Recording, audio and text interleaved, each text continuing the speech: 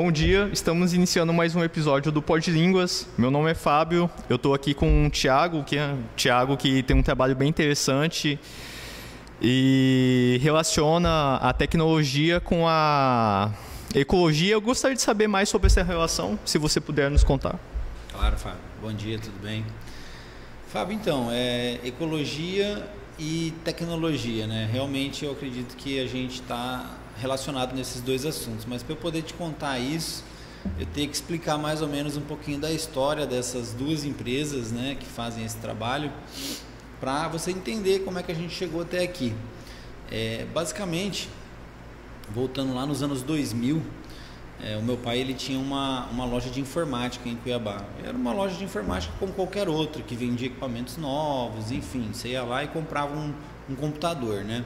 Na época que o computador ainda tinha uma grande procura. Certo. E deu um tempo, né? Eu acho que ele foi investindo em outros negócios, fez algumas tentativas erradas e a empresa dele quebrou. Isso assim, essa história é bem resumida, né? E a empresa dele quebrou. E aí ele vendeu a empresa para um fornecedor que ele devia na época. Falou, eu tenho minha empresa, minha carteira de clientes, algumas coisas aqui de estoque, eu vendo para pagar a dívida. E ele vendeu a empresa. Quando o cara que comprou a empresa chegou, ele viu que tinha assim no pátio da empresa vários computadores, várias peças de teste, computador dos funcionários, enfim, coisas usadas que estavam ali. E ele já veio com uma outra mentalidade, né, de montar uma loja toda nova, toda bonita e tal. Ele falou, eu não quero nada do que está aqui. Você tira fora tudo isso aqui e se vira.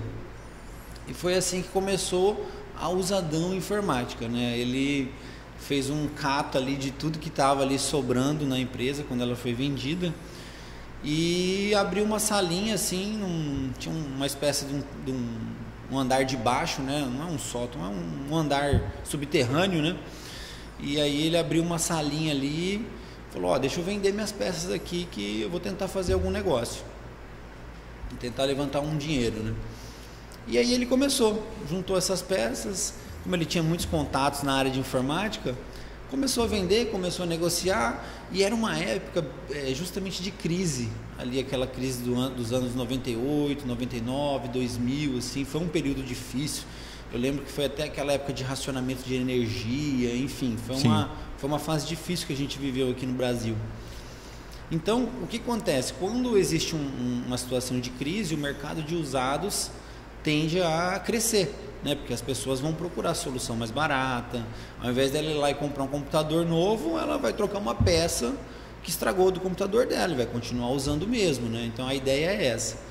E acabou que foi dando muito certo essa loja. Em pouco tempo ele já não estava mais cabendo naquela salinha, o cara mandou ele embora, ele foi para um outro espaço, um barracão, e começou de fato a negociar, vender equipamentos usados, especializado em equipamentos usados. Lá não tinha quase nada novo, tudo era realmente usado. E o que acontece quando você conserta o computador de alguém, né? Geralmente você me traz o computador, eu falo, seu HD está com problema. Aí você fala, não, bacana, troca, coloca outro e vamos funcionar. E o antigo, geralmente você não quer levar isso para casa, né? Você fala, não, tá aí, beleza, eu já vi que está estragado, pode ficar para você. E nessa brincadeira, como eles consertavam muita coisa e tinha muita coisa que a galera ia lá para vender, a gente começou a acumular muita coisa lá.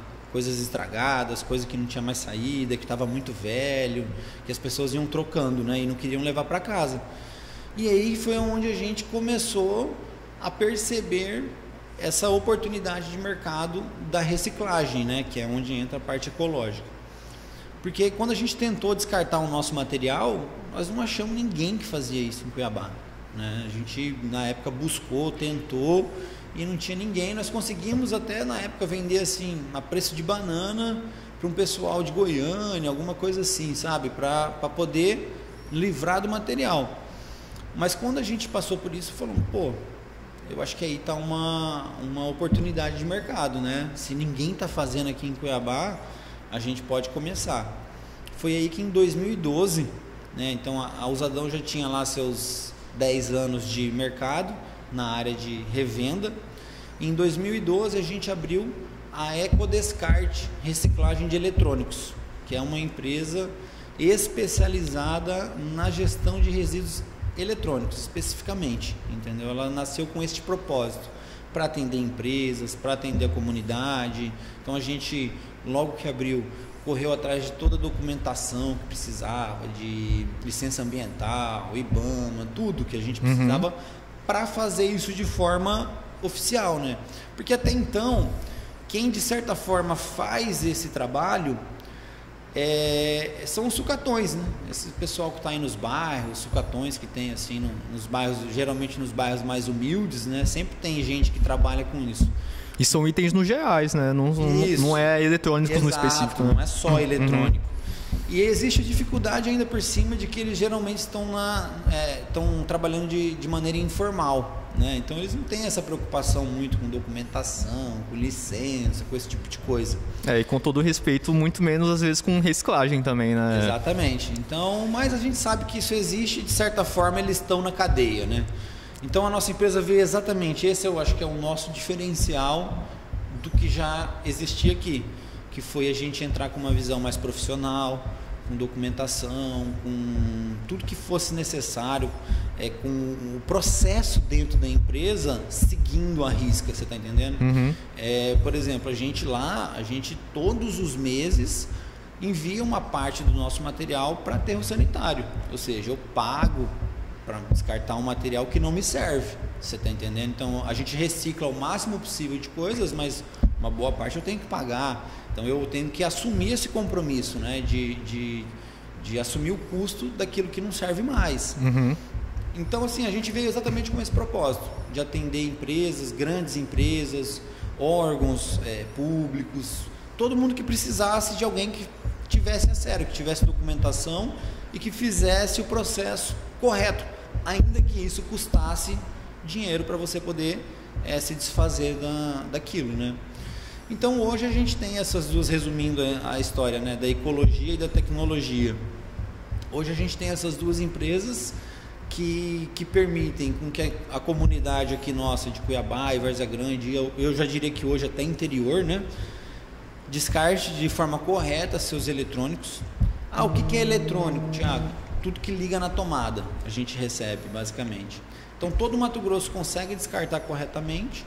Uma parte desse material que tá legal, que ainda tem condições de voltar para o mercado, a gente recoloca, dá mais vida útil, a gente consegue atender um nicho da população geralmente mais humilde, que é quem busca alternativas mais baratas, peças, coisas usadas, né, nessa área. A gente fomenta também, isso no nosso ver, né, um mercado de técnicos que usam a nossa empresa como fonte de peças para poder realizar o serviço lá na ponta, entendeu? Então a tia quer que troca a memória dela lá na casa dela. Ele vem, pega a memória aqui na loja, leva lá, faz esse serviço, ganha o dele. Então tem essa cadeia de serviços que gira em torno lá da Usadão. Tem muita gente que pega empresas, aí a impressora deu problema, ele vai lá na empresa, busca a impressora, leva lá no Usadão, conserta, volta na empresa e recebe por isso, mas nada mais justo. Então existe esse trabalho, né, de recolocar no mercado toda a parte de informática que a gente consegue. E aquilo que a gente não consegue mais, aí é reciclagem de fato, que aí é separação. Plástico para um lado, vidro para o outro, fio para o outro, placa para o outro, e depois que a gente consegue botar esse trabalho, você consegue dar prosseguimento na cadeia de reciclagem. E essa seria a forma correta da reciclagem que você disse, né, mais cedo. Exato. Entendi. O grande problema não é separar. Separar é algo que você vai ter que ter a mão de obra, então você vai ter que ter um custo de ter pessoas, máquinas e ferramentas para poder separar, desparafusar, quebrar, fazer o que for preciso, certo? O grande problema é que assim, algumas coisas não tem mais reciclagem, então desde uma espuma, alguma coisa assim que vem junto, ou um tipo de material que é muito ruim e você já não consegue mais passar ele para frente, né? Que aí quem pegou esse material tem que assumir esse passivo, né? Então você tem que gastar para poder destinar isso para um aterro, senão você vai estar mandando para o lixão, que é o que já acontece, que é o que todo mundo faz, bota num saco preto, vai lá, bota na frente da empresa e espera o caminhão de lixo levar. Você está entendendo? E esse tipo de lixo assim é só o do banheiro e da cozinha nossa, que vai lá para frente, e varreção.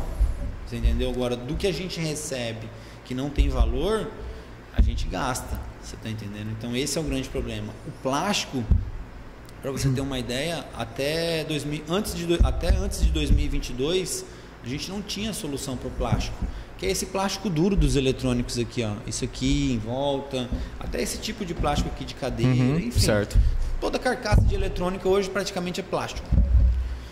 E a gente não tinha venda para esse material, só em São Paulo. Aí São Paulo não compensava mandar porque o frete era muito caro.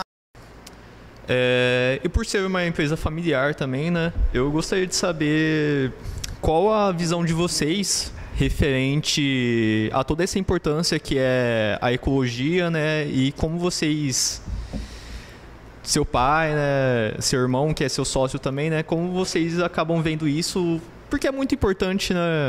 Nos dias de hoje não tem muita gente que faz isso. Normalmente só acabam tentando pensar no lucro, né? E queria saber mais sobre isso. Legal. A gente, na realidade, a gente veio de uma realidade de empresa familiar, né? Então, para nós é normal isso. Eu estou acostumado a trabalhar em empresa familiar. Desde quando eu era moleque, meu pai já levava lá para a empresa, a gente ficava lá, gurizotinho ali no pátio, incomodando a galera, mas já absorvendo alguma coisa, né? Então, esse ambiente se tornou muito natural para mim, sabe? Então, para a visão que nós temos de mundo, assim, não faz sentido muitas vezes, se a gente está na mesma cidade, se a gente tem a oportunidade de fazer negócios que a gente vai se ajudar, não faz sentido não fazer isso com a própria família, sabe? Porque querendo ou não, a gente se dá bem, né? Eu sei que nem todo mundo, mas a gente se dá muito bem, então é uma coisa muito natural nossa. A gente vê isso com muito prazer, saber que as empresas se complementam. Então, tudo aquilo que eu estou fazendo, além de ajudar a natureza, além de ajudar a própria empresa, ajuda os meus familiares, sabe? Isso é uma filosofia, eu diria, da nossa família, né? A gente sempre enxergou dessa forma.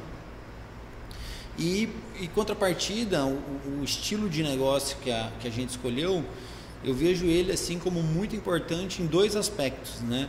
Que é o aspecto ambiental, que realmente a gente está evitando que uma boa parte do material eletrônico que é gerado aqui na nossa comunidade vá parar em lixão, ou vai parar em rios, ou em terreno baldio da vida, sabe? Então existe esse peso, né, da reciclagem. Mas eu vejo também uma outra vantagem, que é a vantagem socioeconômica, né? Que é a vantagem social, que é tudo aquilo que eu estava falando, do mercado que gira em torno disso, sabe? Hoje tem gente que cata lixo, cata plástico para vender para nós, sabe? Tem gente que comercializa, vê as oportunidades de negócio, arruma e leva para nós, você está entendendo? Então tem os técnicos que compram peça, que reaproveitam, que vão lá, compram equipamento, bota serviço, bota uma mão de obra e revende isso, sabe? Então existe esse fator social, né? Que eu também considero muito importante, que é todo um mercado que gira em torno desses negócios. E o outro fator, eu até tinha esquecido de comentar isso, que é uma parte realmente de trabalho social, né, de solidariedade, que é uma parceria que a gente tem com o Hospital de Câncer, né, que basicamente ela se consiste em a gente tem uma parceria com o Hospital de Câncer, onde a gente faz uma campanha, né? Aqui em Cuiabá ela acontece às vezes 2 vezes por ano, né? Que é uma espécie de um mutirão. Então, durante 2 semanas, tudo aquilo que a gente recebe de eletrônicos lá na nossa empresa, o ganho daquele material é revertido em doação para o Hospital de Câncer, né? E aí a gente até começou isso assim aqui em Cuiabá só, era uma coisa bem local, para ser feita aqui, só 2 semanas, mas foi uma ideia que deu tão certo, que prosperou tanto, que hoje a gente já recebe material de 23 cidades do interior de Mato Grosso. Então o pessoal lá de Lucas do Rio Verde, pega um pessoal lá que é engajado, que gosta de fazer esse tipo de trabalho, eles se reúnem, organizam uma campanha na cidade, arrecada num lugar específico, geralmente assim, alguém que doa um espaço para aquilo, sabe? Arrecada um espaço, arrecada o material, armazena lá. Aí a gente conseguiu uma parceria com a Carva Lima Transportes, que é uma empresa grande aqui que faz transporte em todo o estado, e eles coletam esse material, trazem esse material para nós. A hora que chega aqui a gente avalia tudo, fala, bacana, isso aqui vale tanto, isso aqui vale tanto, isso aqui vale tanto, vai computando tudo isso e doa para o Hospital de Câncer também, né? Então, já desde 2019 a gente vem fazendo esse trabalho. Hoje eu acho que a gente já passou de R$200 mil doados para o Hospital de Câncer. Sério? Através de campanhas anuais que a gente faz. E aí sempre assim a gente compra um equipamento, sabe? Compra alguma coisa que eles estão precisando, uma demanda deles lá. A gente está precisando de um foco cirúrgico, de uma maca, disso, daquilo. Aí a gente vai lá, compra esse equipamento direto no fabricante e manda entregar lá. Então fica um ciclo bem transparente, sabe? Então a pessoa que doa sabe que ela está doando, sabe qual foi o valor que foi gerado. No final da campanha gerou tantos mil reais, e esses tantos mil reais foi aplicado de tal maneira, comprando tal produto, entendeu? Até a nota a gente tem para poder mostrar, para poder ser transparente com quem está fazendo a doação, né? E essa é uma campanha que deu muito certo, a gente já até ganhou prêmio nacional por conta dessa campanha. Bacana. Porque ela deu muito certo. A gente percebeu que a população, o apelo ambiental, ele funciona muito bem para algumas pessoas. Então tem gente que só pelo fato de saber que ele está descartando corretamente esse microfone, ele pega o carro dele, sai lá do bairro longe e leva lá na nossa sede para poder fazer o descarte correto. Porém, isso não funciona para todo mundo, sabe? Tem gente que, a hora que vai ver, é longe, é pouca coisa, ele dá outro fim, sabe?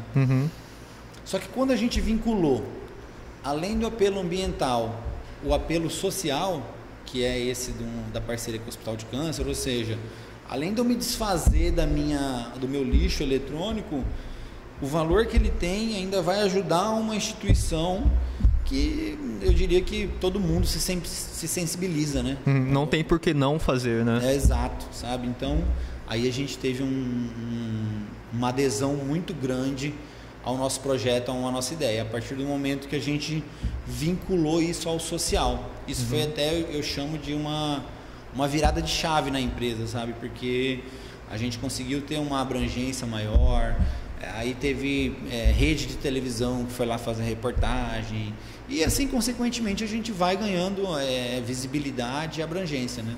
Porque, por incrível que pareça, hoje ainda uma das nossas maiores dificuldades, mesmo já estando 10 anos no mercado, é fazer com que as pessoas saibam que existe um lugar para você fazer o descarte correto, sabe? A grande maioria ainda não sabe, né? Isso não é uma informação oficial do poder público, nada disso. Então, é uma empresa nadando no oceano, tentando se fazer ser vista, né? Sim, apesar de ser um tema muito falado, né? Muito conhecido, muitas pessoas não sabem, né, como funciona, não conhecem exatamente. Tem muita gente que ainda acha que o descarte desse tipo de material é responsabilidade do poder público, sabe? Tem gente que coloca o material para fora da casa, sabe? E deixa lá para ver o que acontece. Geralmente quem leva é algum morador de rua, alguém que vai tentar fazer alguma grana com aquilo, né? Mas não é, né, cara? Eu acho que as pessoas precisam cada vez mais entender que tudo aquilo que ela produz dentro da casa dela, tudo aquilo que você consome dentro da sua casa, a partir daquele momento ele se torna sua responsabilidade. Sim. Certo? A gente tem um sistema de coleta de lixo que a gente em tese está pagando através dos impostos, a gente tem, mas a gente tem que perceber que o trabalho de reciclagem ele é a parte disso. Não adianta a gente esperar que o poder público vá fazer a reciclagem do material. Em tese, aqueles caminhões que passam coletando na casa, eles, no mundo ideal, eles deveriam estar coletando só os rejeitos, só lixo de banheiro, de cozinha, coisa que não tem mais o que fazer. A parte de recicláveis poderia estar sendo toda destinada para um outro lugar, você está entendendo? Eu lembro que uma vez eu fui para a Austrália, e lá eles têm um sistema que eu achei muito simples e eficiente, né? Porque assim, é difícil você imaginar que toda a população vai aprender a classificar resíduos, sabe? Até essas lixeiras que separam assim, plástico, papel, papapá. Cara, isso gera mais confusão do que ajuda as pessoas a fazerem o correto. E lá na Austrália, eles dividem o lixo das residências em 2 categorias, e somente 2. Então cada pessoa lá, cada casa que quiser ter o seu lixo coletado pela prefeitura, precisa seguir esse esquema. Qual que é o esquema? É muito simples. Eles têm aquelas latonas de lixo um pouco maior, assim, de quase 1,5 metro, sabe, quadradinha, que tem umas rodinhas. Sim. Geralmente você vê eles levando para a beira da rua, né? E aí você tem 2, uma para rejeitos e uma para recicláveis. Tudo aquilo que você vê, que geralmente você sabe que é reciclável, mas você só não sabe como fazer ou como separar. Mas é plástico, então você joga lá, você está entendendo? É lixo de comida, é resto, é coisa podre, você joga no outro lixo. E aí o caminhão, ele passa em 2 momentos distintos. Ele passa num dia só para recolher o lixo de resíduo, de rejeito, e ele passa num outro dia só para recolher o lixo de recicláveis, né? Lá, como é automatizado, o morador tem que levar na beira da rua para não ficar o lixo jogado lá, né? Então ele, no dia da coleta de lixo, ele precisa ir lá, deixa o latão dele na beira da rua, o caminhão vem, passa assim automatizado, pega o lixo, joga lá dentro, assim, despeja no caminhão, volta o lixo para a calçada e vai para a próxima casa. Você está entendendo? Eu achei que ficou uma maneira prática, porque a pessoa da casa não precisa ficar classificando, preocupada se isso mistura com isso, com aquilo. Não, é reciclável e não reciclável, entendeu? Se a gente fizer este trabalho, daí para frente a cadeia dá conta por si só. Porque o reciclável, por exemplo, até se ele for para um lixão, lá vai ter gente para catar. Você entendeu? Se for para um aterro, pode fazer uma parceria com uma cooperativa de catadores, e esses catadores fazer a triagem desse material, você está entendendo? Para posterior comercialização. Então, se está separado o que é rejeito do que é reciclável, facilita muito a cadeia da reciclagem. Ela vai achar um jeito de se resolver, você entendeu? Seja através de cooperativa, de lixão, da maneira que for. Agora, a partir do momento que você mistura, igual é feito aqui, aí já fica mais complicado, você entendeu? Ainda assim, lá no lixão, a galera separa, você vê, né? Mas é trabalhando em cima de lixo, em cima de chorume, é um trabalho bem mais difícil. Uma boa parte do material você já não aproveita mais. Se tem comida, se está podre, você já não consegue mais reciclar. Ninguém vai parar para lavar aquilo, sabe? Então, perde-se mesmo muito material. E você deu o exemplo da Austrália, né? Você falou sobre o sistema ser simples e prático, né? Eu gostaria de saber o porquê. O porquê não. Se lá, depois dessa coleta de lixos recicláveis, se tem alguém para fazer essa separação de, vamos supor, papel, plástico, das categorias, sabe? Isso você fala lá na minha empresa ou aqui? Não, no caso, no geral. Porque aqui tem isso, né? Tem a categoria e tal, só que, como você disse, ninguém faz, cara. E qual a importância de fazer isso? Por que deveriam fazer separar os lixos recicláveis e os lixos... Tá. Eu, particularmente, tenho uma visão de que, assim, eu não espero que a população toda saiba separar lixo, sabe? Tudo que é papel, tudo que é piso, tudo que é... Por mais que algumas coisas sejam óbvias, tem muita coisa que vai gerar dúvida, entendeu? Então, isso é um conhecimento que precisaria de muito tempo para ser difundido. E tem tanta coisa nova surgindo que é muito difícil. Então, eu não conto com essa possibilidade. Eu conto com a possibilidade de, sempre no mundo da reciclagem vai precisar de uma mão de obra para triar. Por quê? Porque existe um conhecimento mais técnico, mais específico. Pô, esse tipo de material aqui eu tenho que tirar a etiqueta.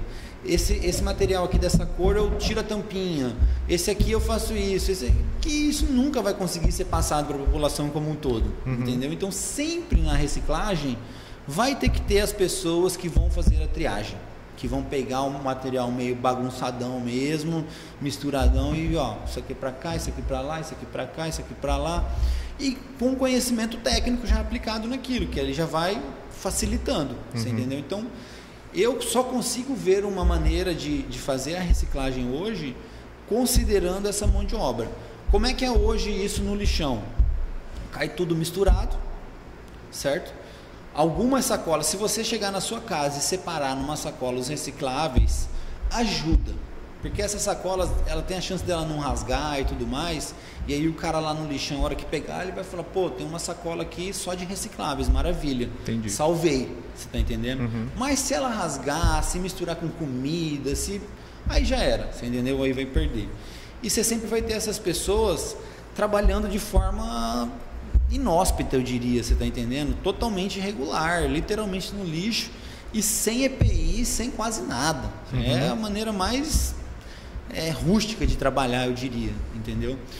Enquanto se você joga isso para cooperativas ou para empresas ou para associações, você vai ter gente fazendo a mesma coisa, mas você vai ter gente trabalhando com material um pouco mais selecionado, já não vai ter tanta sujeira, tanto bicho, tanta coisa. Você vai ter as pessoas trabalhando com EPI, com a proteção devida, você está entendendo? Para evitar doença, para evitar esse tipo de coisa. Até remédio a gente dá para o nosso pessoal. Remédio para verme, remédio... Porque a gente é um ambiente um pouco sujo, então você tem que ter certos cuidados para poder trabalhar, você está entendendo? Então, quando você separa e joga isso para iniciativa privada, você vai ter uma dignidade no trabalho. Quando você joga para o poder público resolver e ele leva para o lixão, vai ter o mesmo trabalho, só que de uma forma não digna, daquela forma que a gente conhece e vê nos lixões, você tá entendendo? Então eu acho que essa é a importância de você separar em casa, sabe? Você tem a chance de isso ir parar na mão de uma empresa, uma cooperativa, alguém que vai aproveitar tudo, e ainda que ele vá para o lixão, ele vai estar um pouco mais fácil para o cara do lixão trabalhar.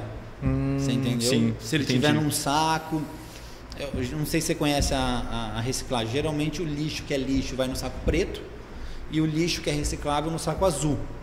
É uma maneira simples, você entendeu? Cara, você só precisa saber isso. Não reciclável preto, reciclável azul, sacou? E aí o cara, quando ele chega e vê um saco azul, ele já separa e sabe que por mais que por fora do saco tenha comida, tenha chorume ou algo assim, a hora que ele rasgar o que está lá dentro vai estar mais limpo, né? Então, voltando à sua pergunta, eu acho que essa é a importância de você fazer uma separação em casa. Você vai permitir com que as pessoas que estão envolvidas tenham um trabalho digno e você vai permitir que muito mais material seja reaproveitado. Hoje uma boa parte é perdido. E no caso, então, a sua empresa é Ecodescarte. Se eu quiser reciclar, para eu começar a reciclar, eu tenho que ir diretamente numa empresa privada, ou solicitar uma coleta de uma empresa privada, para mim... No nosso caso, da Ecodescarte, como a gente é focado nos eletrônicos, né? A gente tem até um caminhão aqui que roda na cidade, um caminhãozinho pequeno, mas é suficiente. Ele roda a cidade fazendo coletas, né?